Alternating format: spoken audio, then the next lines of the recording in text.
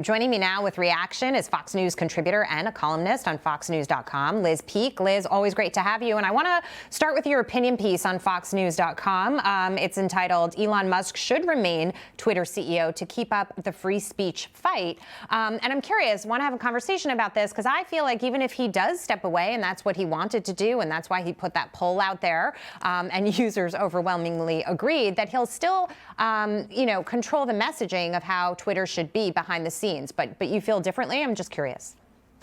Well, I think that's right, Jackie. But look, no one can do the same job that Elon Musk can. I mean, this guy is brilliant. He is completely dedicated to the mission of making this a successful and open platform, social media platform. I think it's absolutely essential that Elon Musk continue to have his hands on this.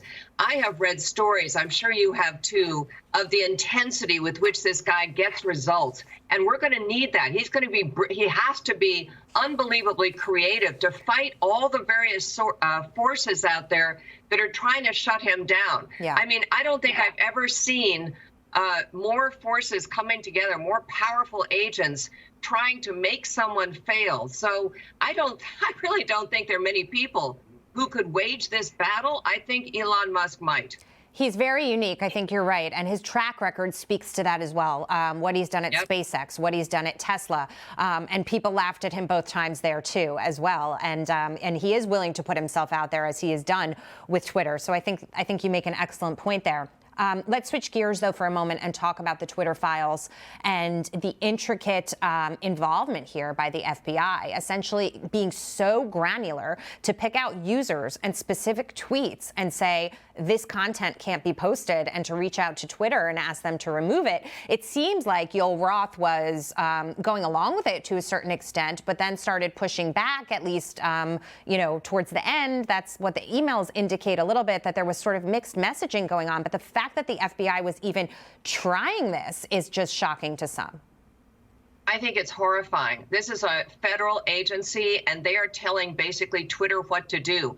I think Roth only pushed back when the FBI sounded like they were threatening Twitter with an investigation because they weren't being aggressive enough in complying with what it sounds like the FBI wanted. Jackie, there's another aspect to this story, though. What about Google? What about Facebook? Yes. Was the FBI also involved with those organizations?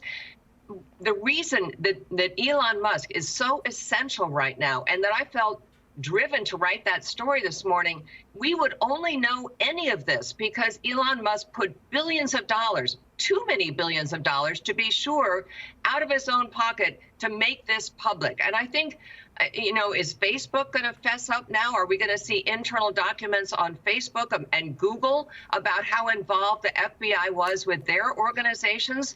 I think every American, and very few Democrats have stood up as Ro Khanna did. Very few people have pushed back at all and said, this is wrong. Yeah. But Jackie, it is wrong.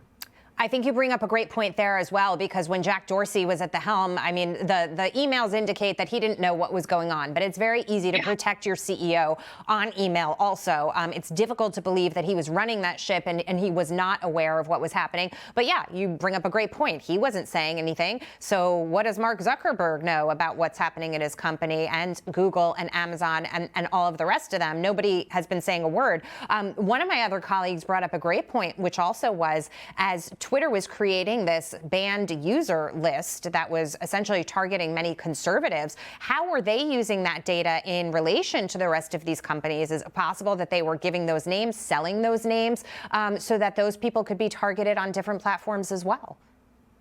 Well, they had a lot of help. They had apparently as many as 80 FBI agents working on this, sorting through Jackie, they were targeting even what they call low-level accounts or low-follower accounts that basically made just a joke about the Democrats or about Joe Biden. How insane is this? This is an example of a federal agency totally gone rogue, in my opinion, basically not just protecting Joe Biden, but ensuring that he was elected president of the United States. That was what this effort was all about. Yeah. And it starts with Russiagate. but it goes all through. And some of the same players, we know obviously Jim Baker was an FBI agent. Suddenly he pops up at Twitter. And who turns out to be the person vetting the first tranche of released information from Twitter to Matt Taibbi, but Jim Baker? Musk didn't even know that basically the conduit through which this stuff was passing was also extremely compromised. I think this is honestly a terrible story. And again, every American should be horrified. They should be writing their congressman. Why Chris Wray is still head of the FBI, I have no idea. I think you make all excellent points. This is a developing story, Liz Peek. We're going to continue to bring you on to talk about it. And it's always great to see you. Thank you. Thanks, Jackie.